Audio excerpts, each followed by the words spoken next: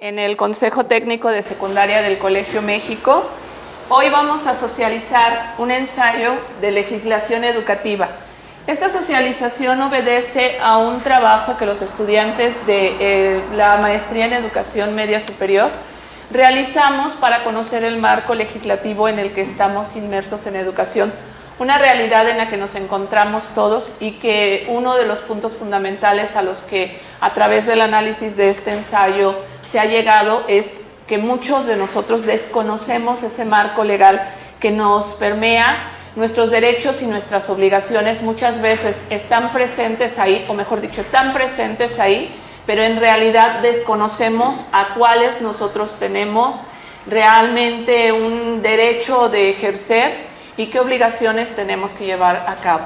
Para esto nos encontramos acompañados de la maestra Rita Villalobos, directora de secundaria, así como la maestra Patricia González Oyarzábal, el maestro Ernesto Tres, la maestra Rosa María Jiménez, titulares de grado, y maestros de grado también, Beatriz Rubiera, la maestra Carolina y la maestra Carmen, que imparten diversas asignaturas desde primero de secundaria hasta tercero.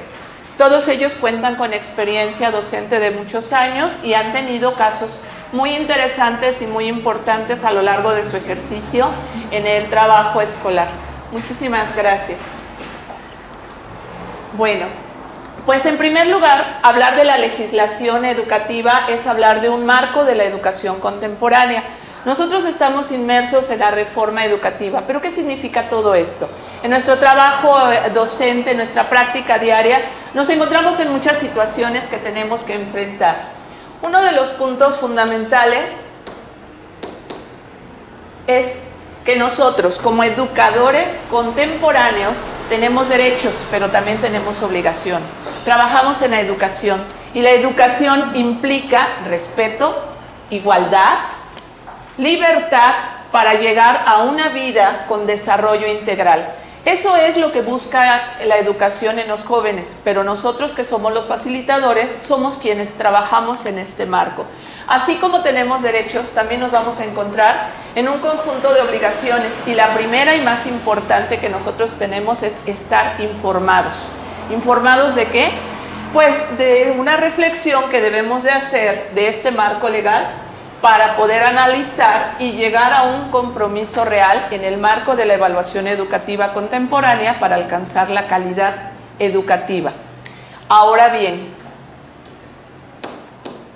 nosotros nos encontramos en la legislación educativa en una serie de círculos concéntricos. Para llegar al Colegio México, nosotros tenemos que recorrer de una manera muy importante ciertos elementos. El colegio está inserto en todo un sistema educativo que viene cobijado por el artículo 3º constitucional en México, que guarda toda la filosofía educativa de nuestro país. Pero este artículo viene a la vez sustentado, vinculado y analizado por el derecho a la educación en un marco internacional que nos permite ejercer diferentes reglas, diferentes normas que nos van a llevar poco a poco hasta nuestro colegio. Y este colegio va a respetar todo este campo y lo va a ejercer a través de un reglamento escolar, el cual nosotros a la vez llevaremos a nuestra práctica docente y pondremos nuestras propias normas, todas emanadas de este marco, en nuestro comportamiento diario. Claro que nosotros como una institución educativa de carisma marista, todo esto lo vinculamos a un marco legal, pero también a un ideario cobijado dentro de esos preceptos maristas. Y el fundamental es el respeto. Ahí es a donde nosotros nos vamos a establecer. Muy bien. El artículo 3º, que es el que va a llevar toda esta información, ha tenido una serie de elementos que se van modificando a lo largo de los años. En 1917 se establecen los fines, se establecen las bases, los principios de la educación que nosotros en este momento estamos llevando a cabo. Pero son 6 las reformas que principalmente se han llevado a cabo, o las más importantes.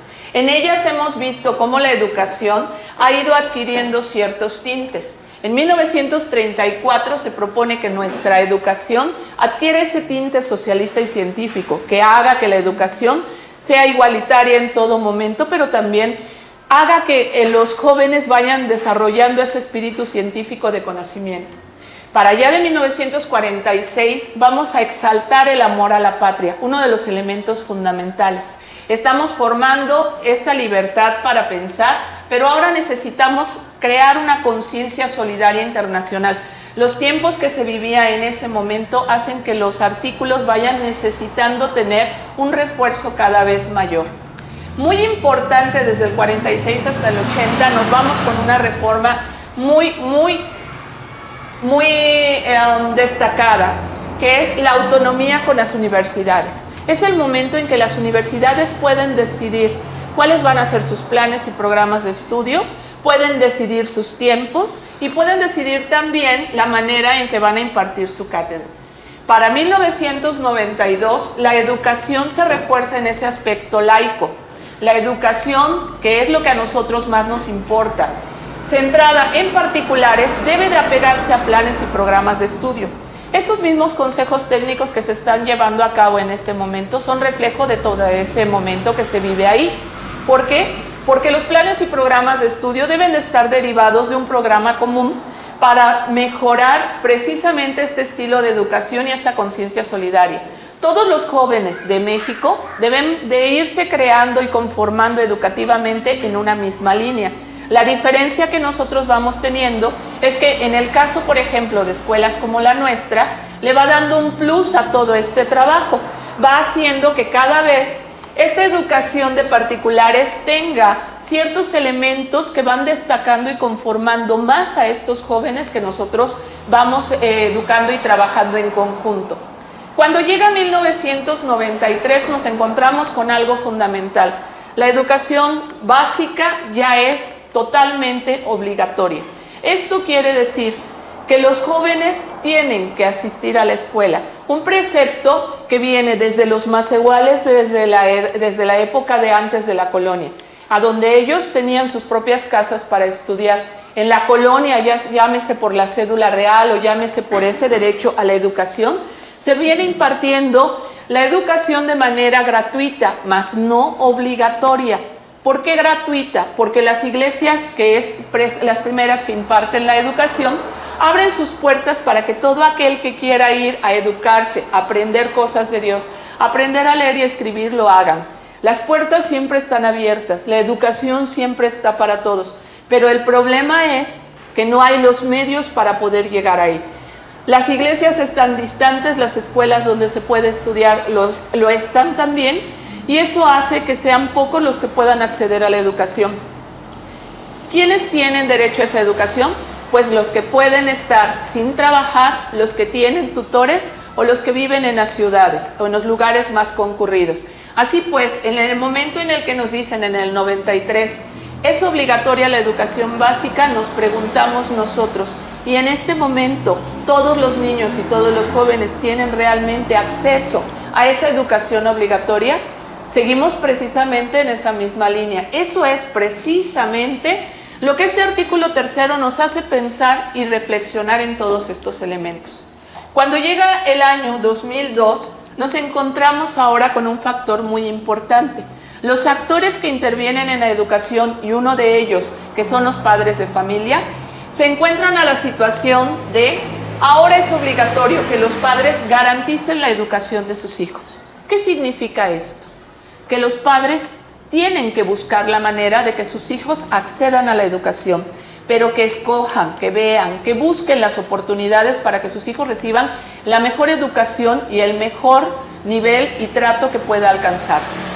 Producto de todos estos momentos históricos, y hay todavía muchos más en este siglo, va a emanar la Ley General de Educación. ¿Y qué es la Ley General de Educación?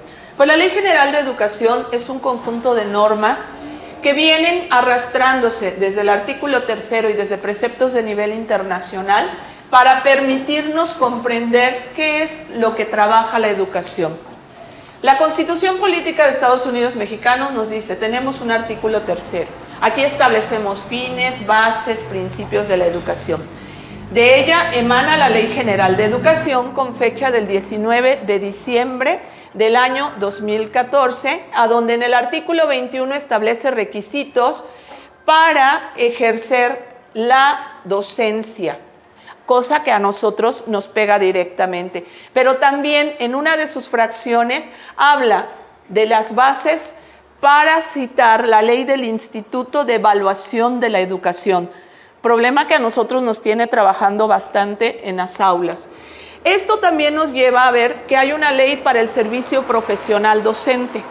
Cuando yo empecé a hacer el análisis para crear mi ensayo, me cuestionó mucho el por qué yo tenía como maestro de una escuela particular que estudiar la ley del servicio profesional docente cuando yo no estaba inmersa en la educación pública. Parte de este análisis me llevó a encontrar y conocer que si bien nosotros somos maestros que trabajamos en la iniciativa privada, también estamos considerados como servidores públicos. Y al ser servidores públicos tenemos una serie de elementos con los cuales cumplir. Parte de estos es que nosotros formamos un conglomerado de actores en educación, en donde hay que recibir educación, sí, en una forma básica y obligatoria, pero tenemos que apegarnos a criterios, tenemos que cumplir con planes y programas y como particulares necesitamos reconocimiento de validez oficial. Todo esto inmerso en este campo legal. Nosotros como servidores públicos tenemos derechos y tenemos obligaciones, las cuales muchas veces desconocemos. ¿Quién nos habla de esto? Bueno, la Ley General de Educación tiene 85 artículos, todos ellos cada vez más interesantes. Los que están destacados aquí nos hablan, como decía hace un momento, de la educación impartida por los particulares. Y en este caso nos dice que nosotros tenemos la oportunidad de impartir educación de todos tipos y todas modalidades. Nosotros como Colegio México tenemos desde la primaria, desde la secundaria, desde el bachillerato, el nivel profesional también y en el posgrado, lo sabemos. Nos apegamos a planes y programas de estudio, como lo dice el capítulo 6 de validez oficial de estudios. También hacemos evaluaciones de aprendizaje puntuales, claras y siempre apegadas a norma. Algo muy importante, todo esto nos lleva a hablar de que tenemos diferentes modalidades, de que estamos dentro de la calidad del servicio educativo, de que respetamos un calendario escolar y puntualmente nos apegamos a lineamientos de planes y programas de estudio. Pero ¿qué pasa con todo esto? Nos toca ver y venir al capítulo 7, a donde se habla de la participación social de la educación. Esto es, ¿qué pasa con la comunidad y nosotros? Nosotros tenemos derechos y obligaciones igual que los padres, y los padres lo tienen con nosotros. Para eso se establecen los consejos escolares, y es ahí a donde se discuten en muchas ocasiones situaciones que nos ocurren en el aula, en el colegio, en los pasillos y fuera de ellos mismos, que nos afectan tanto como docentes como comunidad educativa. Muy bien, ahora bien, una vez que vemos estos lineamientos generales, tenemos que conocer también que hay una ley para la protección de los derechos de los niños, de las niñas y de los adolescentes. Esto me implicaría una segunda pregunta. ¿Solo ellos tienen derechos? ¿Solo ellos están cobijados por la ley? ¿Qué pasa con actores como nosotros los docentes, que también nos encontramos en situaciones pues vulnerables ante esto? Así pues, al estudiar la Ley de Protección de los Derechos de los Niños y de las Niñas, nos encontramos en diferentes artículos. Nos dice el artículo en el título quinto, el artículo capítulo primero, que hay una procuración de la defensa y protección de los derechos de los niños, niñas y adolescentes. ¿Y el docente? ¿Dónde queda? Volvemos a preguntar. Hay sanciones, hay recursos administrativos y hay una serie de elementos que nos llevan a conocer que también tenemos derechos. ¿Cuáles son estos? Hay una normativa fundamental que nosotros debemos de conocer. Los docentes tenemos obligaciones, pero también tenemos un conjunto de derechos. Si nosotros vamos y analizamos lo que tenemos a nuestra mano, hemos venido trabajando, artículo 3 constitucional, Ley General de Educación, que a nivel nacional nos rige y nos cobija. Ley de los Derechos de los Niños, Niñas y Adolescentes, específicamente centrado en ellos. Acuerdo 444 para el desarrollo de las competencias. Y es ahí a donde empezamos nosotros a ver qué es lo que tenemos como papel fundamental que ejercer. Vinculado a la Ley Federal de Responsabilidades Administrativas de los servidores públicos, recordamos, somos servidores públicos. No importa que estemos en una institución educativa privada, nos comportamos igual, somos figuras públicas. Estamos a la vista de todos y por lo tanto nos volvemos vulnerables en el aula, dentro del colegio y fuera del colegio. Así pues, también hay un punto fundamental. Nuestro Estado emite una ley contra el acoso para el Estado de Veracruz específicamente. En el Estado de Puebla hay un manual para la convivencia escolar. Buscando en el Estado de Veracruz no existe tal manual. Ahí nos norman y nos explican cómo se debe de dar todo ese conocimiento de las normas y de las obligaciones dentro del aula. Pero ¿qué ocurre cuando cambiamos de Estado? Cuando llegamos acá nosotros vemos que uno de los estados más cobijados por las leyes es Veracruz, pero también uno de los que menos las ejercen. Así pues, la última instancia, y que es la primera para nosotros, es el reglamento escolar interno de nuestra institución, el cual tiene que estar cobijado en todos estos elementos. Así pues, en este desarrollo de ensayo, se llega a un punto fundamental.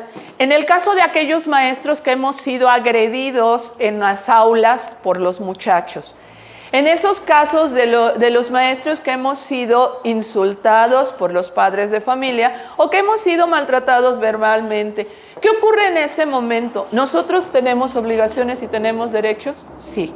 La primera obligación que tenemos es el respeto al otro, pero también tenemos el derecho a ser respetados igual.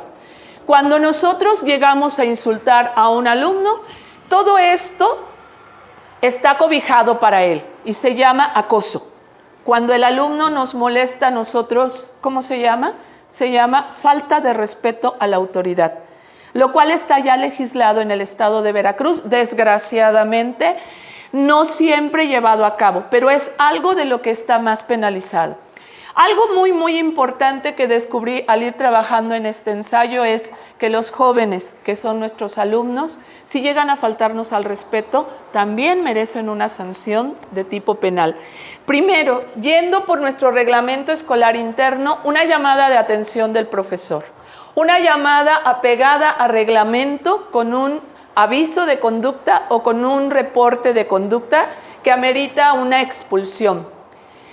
Si este punto no se logra conciliando entre alumno y maestro, entra la instancia ya de las autoridades donde padres de familia en convivencia con el docente y con las autoridades discuten y acuerdan la sanción que el alumno tendrá que recibir, que puede llegar incluso al no permitirle la inscripción en el curso siguiente.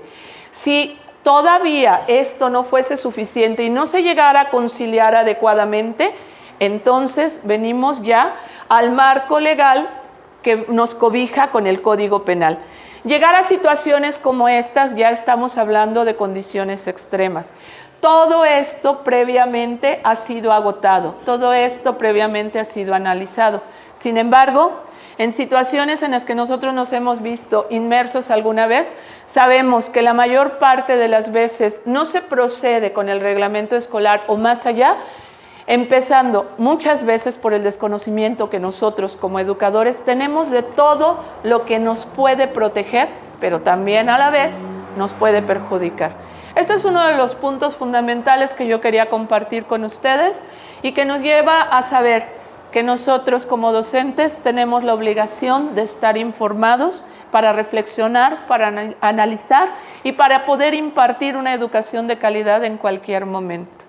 Muchas gracias. No sé si tengan alguna duda. Pues yo más que, perdón. Bueno, primero pues agradecerte la información que compartes con nosotros, pero sí un poquito ser puntual, como bien decías. particular y con un carisma. No nos apegamos quizá tanto a derecho en cuestiones de situaciones como las que mencionabas, ¿no? Por el carisma, por el ideario educativo, pues básicamente es otro tratamiento el que se le da, ¿no? El diálogo con el muchacho, con los papás, el apoyo. No hemos llegado afortunadamente a ese tipo de situaciones. No escapamos a lo que comentas, ¿no?